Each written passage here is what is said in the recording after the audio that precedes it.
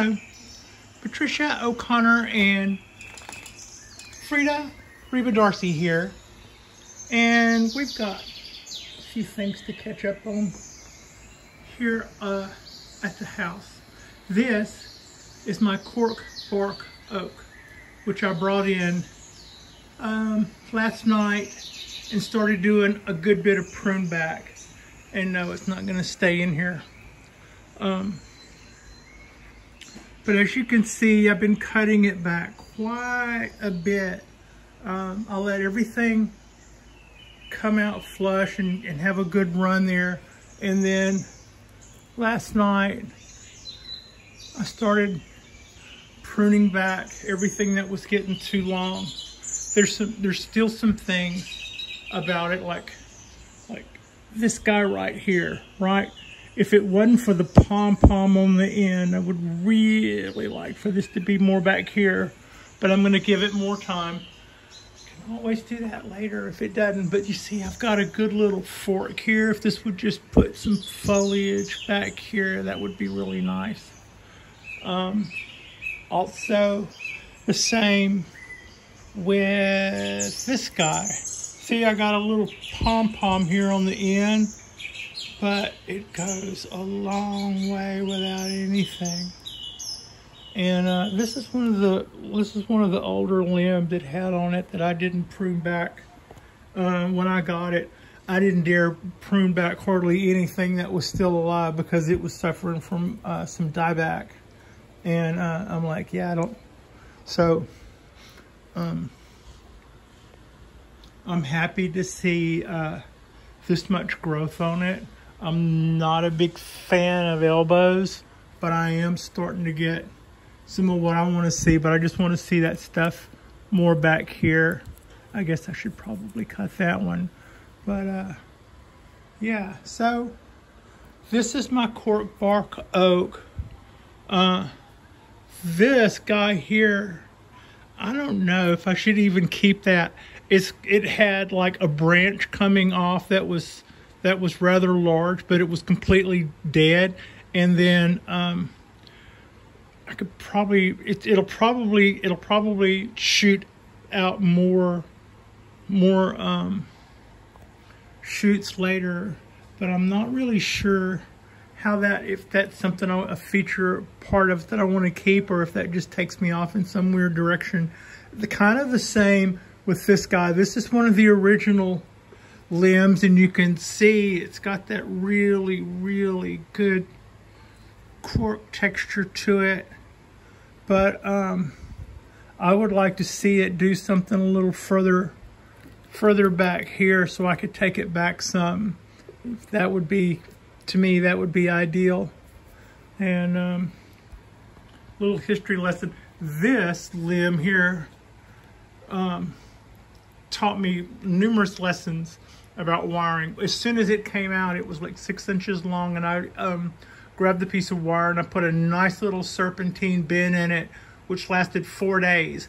It straightened that wire out like it was nothing. So I doubled that wire, and then 4 days after that, I had put wire marks in it. So then I learned not to do that. And so I took those wires off, went with a heavier wire, but then didn't put it back in the same tracks. It straightened that out again, and as you can see, it won. It's just as straight as a board. But it's not as long. It'll be fine. If it branches out up here or over here, it'll be better. But that's okay. That's okay. That's okay. So, yeah. That's, believe it or not, I'm kind of happy with that. You know, I know. It could be really full, but we're building it. We're rebuilding it over again. And also, while I'm on that topic, with experts, you get expert advice. And with me, you get, don't let this happen to you sometimes. All right, here recently, I wired a branch on my cypress tree. It was a tiny, tiny little branch on my Beijing cypress tree. And I wired it with a thin piece of wire, and I bent the limb just exactly like I wanted it to, and it looked really good.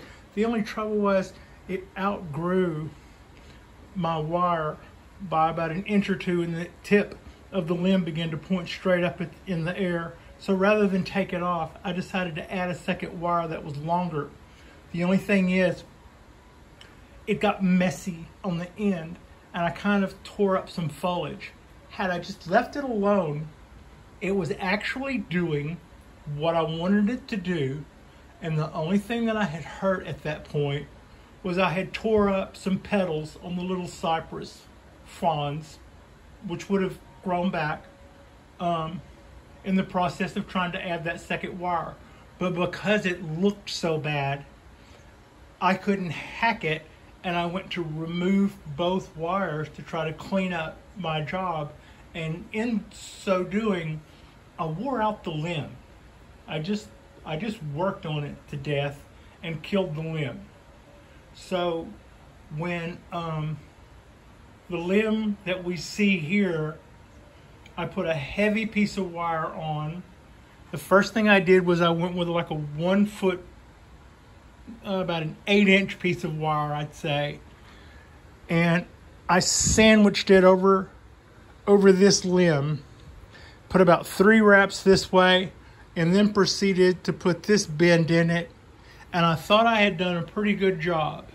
And when I cranked right here on this bend, this loop, which you could still see it left a mark, it popped right off.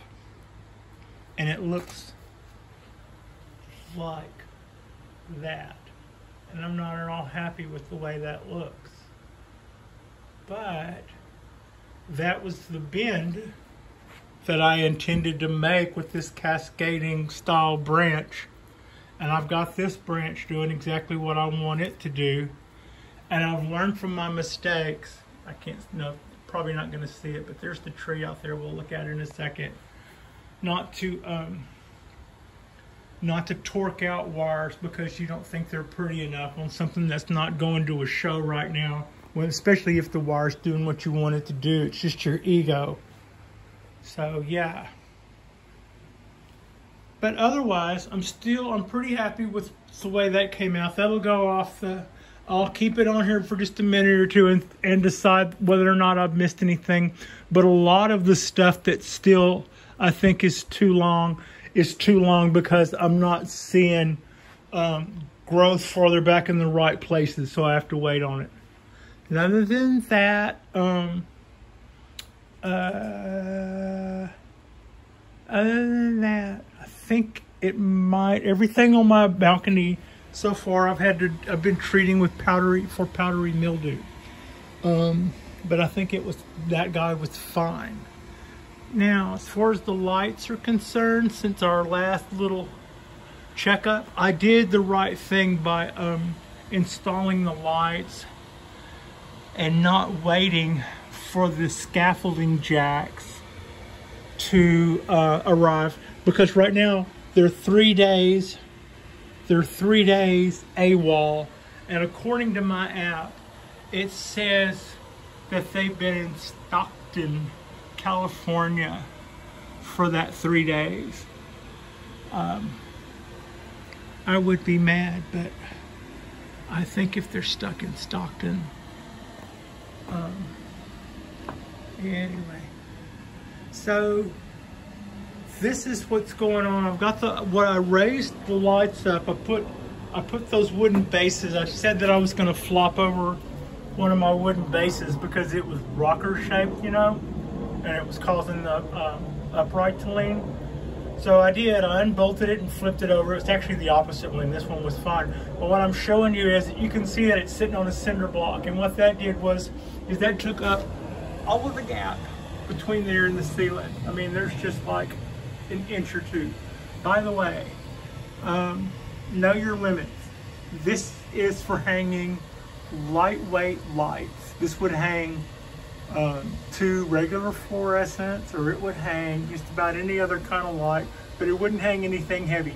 If you were to reach up and grab those pipes and try to do a pull-out just to see how good a job you did, you would probably break that off at that casting, or that casting, or that casting. In other words, you would beat yourself over the head with a pipe when all of that came came tumbling down. So know your limits. This is not, you can't do a pull up on this any more than you could the shower curtain. So yeah. So I'm still waiting on my jacks. When they get here, all of this good stuff will disappear. Frida is anxious for me to get all this stuff up out of her floor.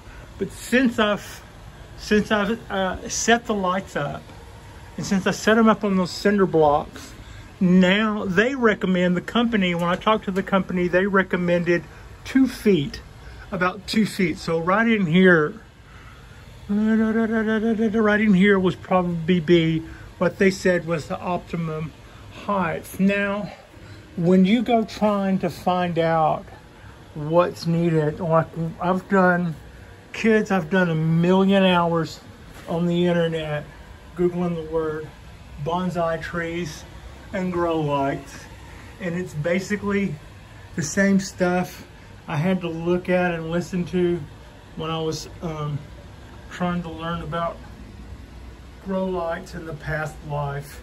It's the same mentality that I had to listen to when I wanted a stereo in the 70s.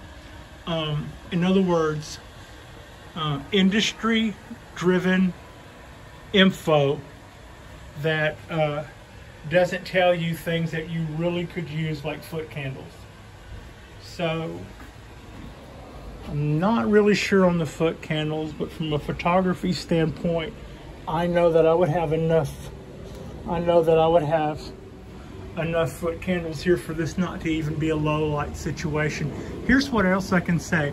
Before I changed out to these guys, hope that didn't flash us too bad. Before I switched out to these guys, I did notice a slight amount of burn. That almost looks like wind burn.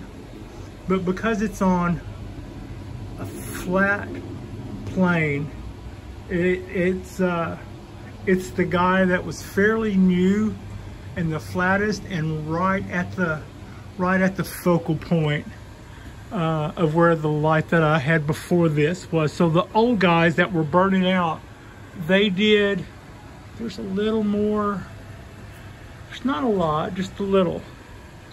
Now, if you grow these ball cypresses or the same thing with these thorn redwoods, the wind will do that. But you'll see that on the tips first, I think a lot of times. Well, it depends on from which way the wind's blowing, but it should still probably show up on the tips, and it'll show up on the newer growth first. So, thank you for that, FedEx. Bring my stuff. So, that's one thing to think about. And so having moved those guys off the rail, we are not going to have probably the wind burn issues that we had before, but I am going to have to keep an eye on these guys as they start getting taller. Also, when new growth comes out, I don't know whether or not it's going to be more or less susceptible to burn. But so far, I'm just kind of showing you.